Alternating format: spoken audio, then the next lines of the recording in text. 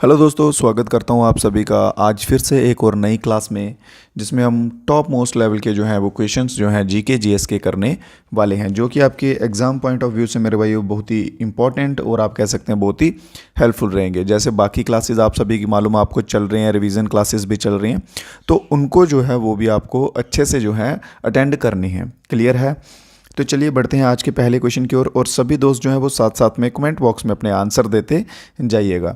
तो पहला क्वेश्चन क्या कहता है, which of the following language, इनमें से कौन सी भाषा जो है वो अंडमान और निकोबार से संबंधित नहीं है। इनमें से कौन सी भाषा जो अंडमान निकोबार से संबंधित नहीं है, उसके किसी भी टापू में अंडमान निकोबार में किसी जगह पर जो है वो नहीं बोली जाती है। तो इसको हम क्विक क्लास की तरह करेंगे। तो इसमें टोटो जो है, ऑप्शन नंबर सी हमारा बिल्कुल सही आंसर रहेगा। तो टोटो जो है वो कहाँ की भाषा है, तो वो तिब्बत की भाषा है, या आप कह सकते हैं तिब्बत भूटान के बॉर्डर पे ये भाषा जो है वो आमतौर पर बोली जाती है। ठीक है, बाकी जारवा हो गया, शोम्पिन हो गया, ओंगे हो गया, ये सभी जो हैं ये वहाँ पे बोली जाती हैं। बढ़ते हैं अपने नेक्स्ट क्वेश्चन की ओर। नेक्स्ट क्वेश्चन में क्या पूछा गया है, the national institute for rural development जो है वो कहाँ पर सिचुएटेड है, कहाँ पर स्थित है। यहाँ पे NIRD ध्यान रखिएगा, क्योंकि कुछ टाइम क्या होता है कि फुल फॉर्म पूछ लेते हैं भाई। ठीक है, तो फुल फॉर्म भी हमें प्रिपेयर होनी चाहिए। NIRD से national institute for rural development, तो हमें बताना है कि ये कहाँ पर स्थित है, शिमला, देहरादून, हैदराबाद या फिर न्यू दिल्ली। तो हमारा दोस्त जो जो आंसर दे रहे हैं ऑप्शन नंबर बी को बिल्कुल सही आंसर रहेगा उन सभी का। तो हैदराबाद में जो है national institute for rural development स्थित है।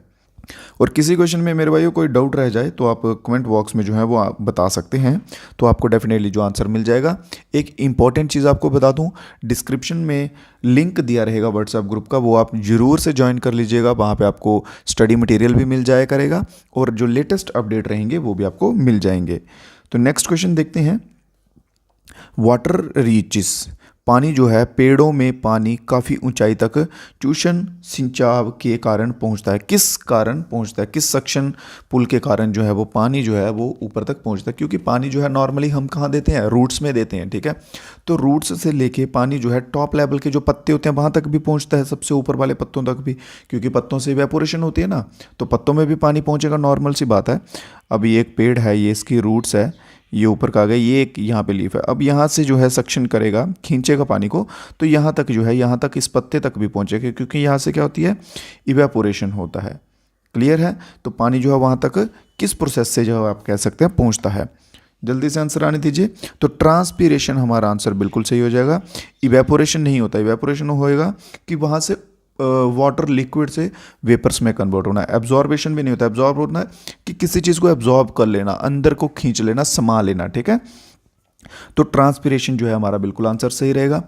अगर क्वेश्चन में ऐसा पूछ लिया जाए कि किस प्रोसेस से होता है, तो ये होता है जाइलम से।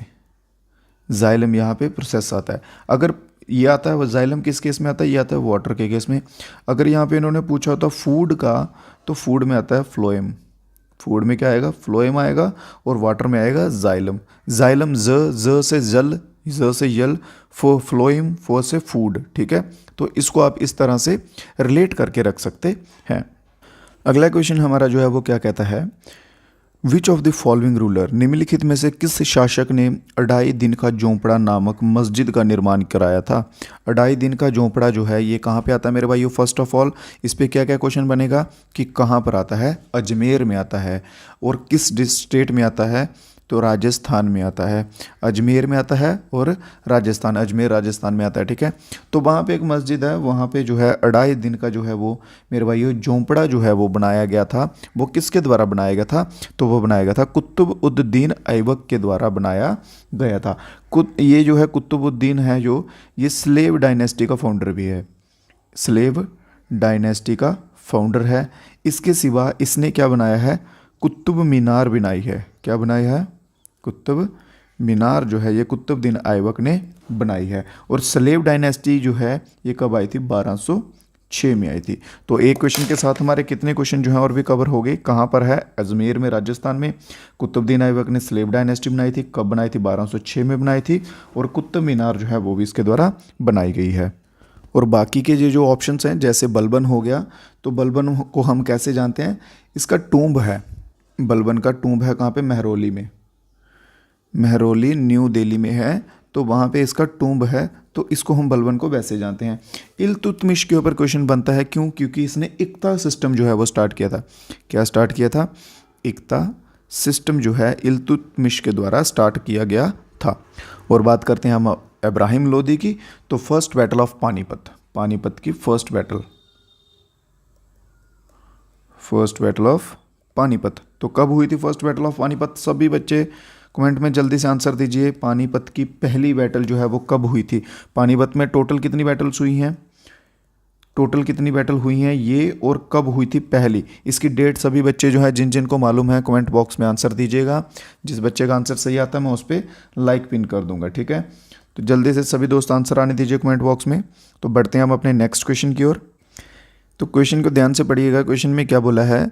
भारतीय क्लासिकल डांसर बताइए जो पॉपुलर है ओडिसी डांस में। ओडिसी आ गए यहाँ पे, और from both in India and all over the world, Bharat और पूरे विश्व में वो प्रसिद्ध है। और उसे कौन सा अवार्ड मिला है? पद्मा विभूषण मिला था 2000 में, सन 2000 में पद्मा विभूषण मिला था। ये मैं आपको करवा चुका हूँ क्वेश्चन, ठीक है? तो इसमें क्या रहेगा? केलू चरण जो है बिल्कुल सही आंसर रहेगा, जिनको मैंने बताया था कि 2000 में पद्म विभूषण मिला था, और ये ओडिसी डांसर में है। तो कौन सी डांस फॉर्म में है? ओडिसी डांस फॉर्म में। टोटल आपको क्लासिकल डांस का मालूम है, सभी बच्चों को हो चुका है, क्योंकि ये बहुत बार क्वेश्चन करवा चुका हूँ, ठीक है? तो बढ़ते हैं अपने नेक्स्ट क्वेश्चन की ओर। इसी के साथ सभी दोस्त जो हैं वो वीडियो को लाइक वगैरह कर दीजिएगा अगर अच्छी लग रही है तो। और अगर आप नए हैं तो हमारे साथ चैनल को सब्सक्राइब भी कर सकते हैं, ताकि और भी आपको नॉलेजेबल वीडियोज़ जो हैं वो मिलती रहें, ताकि आपको एग्ज़ाम क्लियर करने में हेल्प मिले। बढ़ते हैं अपने नेक्स्ट क्वेश्चन पे। तो इन्होंने इस क्वेश्चन में पूछते हैं कि कौन सा विटामिन जो है वो यूज़ होता है एंटीडोट टू एंटीकोगुलेंट पॉइजन में। एंटीकोगुलेंट होता है जो धक्के वाला पॉइजनस होता है ना। निम्नलिखित में से कौन सा विटामिन का उपयोग थक्का रोधी जहर के प्रतिहर के रूप में किया जाता है? ठीक है, तो इसमें हमारा कौन सा विटामिन जो है वो यूज़ होता है? ये आएगा हमारा विटामिन के, क्योंकि ये कौन से ग्रुप का है? तो ये कंपाउंड ग्रुप का विटामिन आ जाता है। तो के में कौन कौन से आते हैं? के में आता है K1 और K2। K1 जो है ये वेजिटेबल से मिलता है, और K2 जो है ये मीट वगैरह से मिलता है, जो कि आप मांस कह सकते हैं, उससे मिलता है। क्लियर? नेक्स्ट क्वेश्चन में क्या पूछा गया है? कलवेलिया जो है वो कहाँ का फोक डांस है? कलवेलिया किस राज्य का फोक डांस है? जहाँ तक मुझे याद आ रहा है, जब मैंने ये सीरीज स्टार्ट की थी तो सबसे पहली क्लास में आई थिंक ये क्वेश्चन मैं करवा चुका हूँ आपको कलवेलिया का।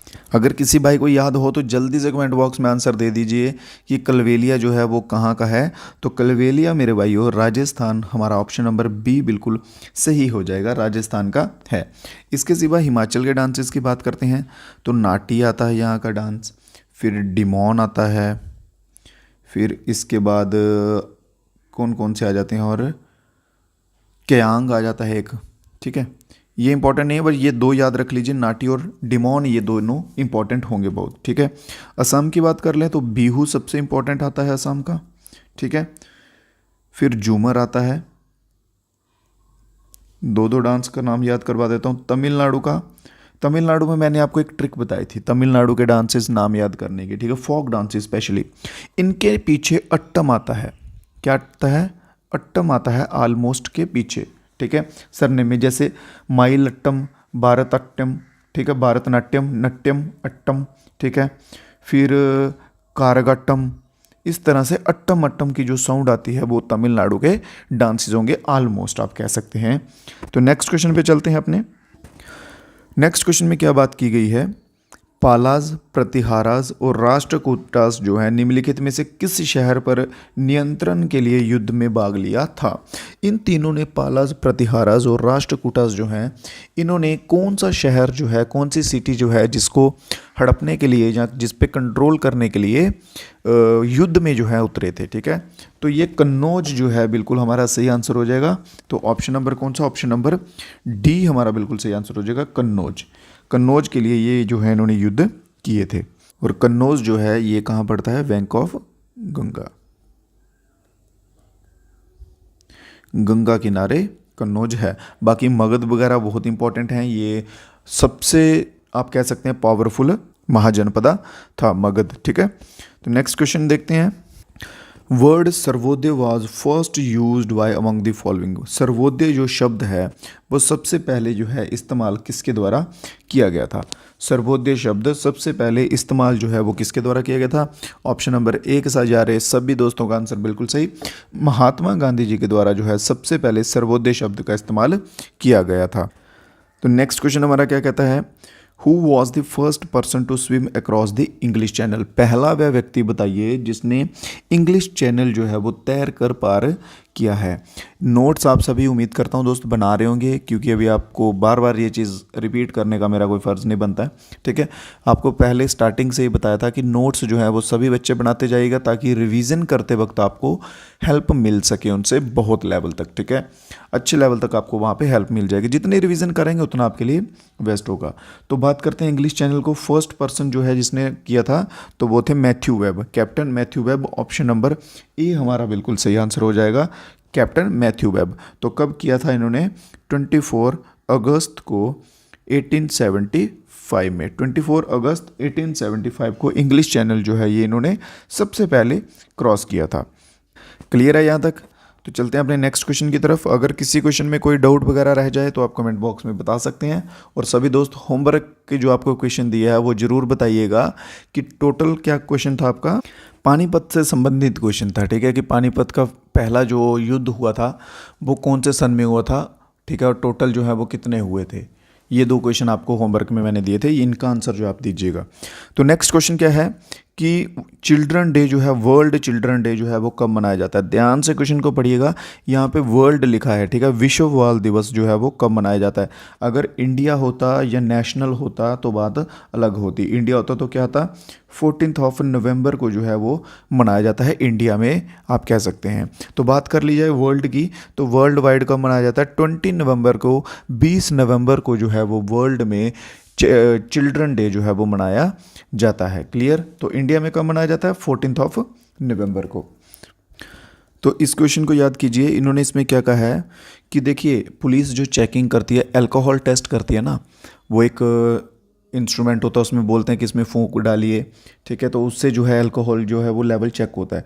तो उन्होंने सिंपल यही पूछा कि उसका जो फिल्टर पेपर होता है वो किससे बना होता है? तो वो बना होता है पोटेशियम डाइक्रोमेट सल्फ्यूरिक एसिड से। Potassium dichromate sulphuric acid, simple इसको याद कर लीजिए, डाइक्रोमेट याद कीजिए मेनली बस। ठीक है, पोटेशियम डाइक्रोमेट सल्फ्यूरिक एसिड से जो है उसका फिल्टर पेपर बना होता है, जिसकी मदद से जो है वो मेज़र कर सकते हैं, या आप कह सकते हैं टेस्ट कर लेते हैं कि इस बंदे ने अल्कोहल कंज्यूम की है कि नहीं की हुई। तो बढ़ते हैं अपने नेक्स्ट क्वेश्चन की तरफ। नेक्स्ट क्वेश्चन है, what is the literacy rate of India according to the final data obtained from census 2011। 2011 का जो जनगणना हुई है, उसका जो सेंसस हुआ था, उसके अकॉर्डिंग बताइए कि लिटरेसी रेट जो है भारत का वो क्या था। यहाँ पे इन्होंने किसका पूछा है? इंडिया का पूछा है, नेशनल का पूछा है। ठीक है, अगर यहाँ पे पूछते किसका, अगर पूछते मेल का फीमेल का तो वो अलग अलग आता। ठीक है, तो इन्होंने इंडिया का पूछा है, तो इंडिया का है 74.04%। अगर पूछ लेते मेल्स का, तो मेल का था 82.14% जो है वो मेल का था। क्लियर? अगर यहाँ पे ये पूछ लेते फीमेल का, तो 65.46% जो है ये किसका था? फीमेल का था। क्लियर? बाकी इसके रिलेटेड सभी क्वेश्चंस जो है वो आपको मैं करवा चुका हूँ। देखते हैं अपना नेक्स्ट क्वेश्चन देखते हैं। Rapid excessive and out of control increase in general price in an economy is refer to as. देखिए, इन्होंने पूछा है कि अगर एकदम से जो है वो प्राइस बढ़ जाते हैं चीज़ों के, ठीक है, बहुत तेज़ी से, जो कंट्रोल से बाहर हो जाते हैं, तो उसे हम क्या कहते हैं? क्या उसे हम इन्फ्लेशन कहते हैं, हाइपर इन्फ्लेशन कहते हैं, डिफ्लेशन कहते हैं, या स्टैगफ्लेशन कहते हैं? देखिए, एग्जांपल के लिए आपको बताऊं, जैसे कभी कभार क्या होता है, टमाटर का प्राइस जो है वो भाव एकदम से बढ़ जाता है बारिश के दिनों में स्पेशली, क्योंकि बारिश में टमाटर ख़राब होता है फसल उसकी। तो उसका प्राइस अगर 10 रुपये किलो बिक रहा है, तो 10 रुपये से सीधा 50 रुपये, 100 रुपये, 200 रुपये तक किलो जो है टमाटर बिकने लग पड़ते हैं। ठीक है, तो उसे क्या कहते हैं? उसे कहते हैं हाइपर इन्फ्लेशन। हाइपर होता है बहुत ज़्यादा, हद से पार हो जाना। ठीक है, अगर वो सिंपल यहाँ पे ऐसे कहते हैं कि महंगाई बढ़ गई है भाई, ठीक है, पहले चीज़ 10 की थी अब 20 की हो गया, डबल हो गया, महंगाई बढ़ गया, तो वो हम आता है इन्फ्लेशन की कैटेगरी में। बट यहाँ पे 10 की चीज़ जो है वो 200 रुपये में हो जाती है, 2000 गुना ज़्यादा महंगी मिलने लग पड़ती है, तो उसे हम क्या बोलेंगे? Hyperinflation. Option number B हमारा जो यहाँ पे बिल्कुल सही आंसर हो जाएगा। नेक्स्ट क्वेश्चन देखते हैं। नेक्स्ट क्वेश्चन है आज की क्लास का लास्ट क्वेश्चन रहेगा, what is the currency whose intrinsic metallic value. देखिए सिंपल सा इन्होंने बोला है कि उस करेंसी को हम क्या कहते हैं जिसकी मेटेलिक वैल्यू जो है खुद की बनने की कॉस्ट जो है वो कम होती है उसकी फेस वैल्यू से। अब एग्जांपल के तौर पे आपको बता दूं, ये एक नोट बनाया, ये है 2000 रुपये का नोट। अब इसके ऊपर खर्चा जो है वो कितना आया, 2 रुपये का खर्चा आया इसको बनाने में, ठीक है।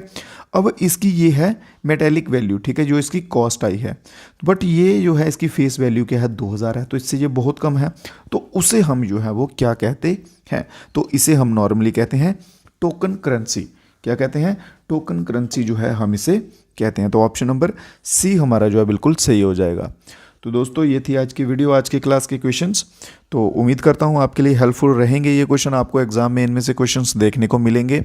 और अगर आपको क्लास अच्छा लगा हो, क्वेश्चन समझ आए हो, तो ट्राई कीजिए, क्लास को लाइक कर दीजिए और अपने दोस्तों के साथ ज़्यादा से ज़्यादा शेयर कीजिए। तो बाकी मिलेंगे कल फिर से नई क्लास में नए क्वेश्चंस के साथ। रिविज़न करते रहिए, पढ़ते रहिए।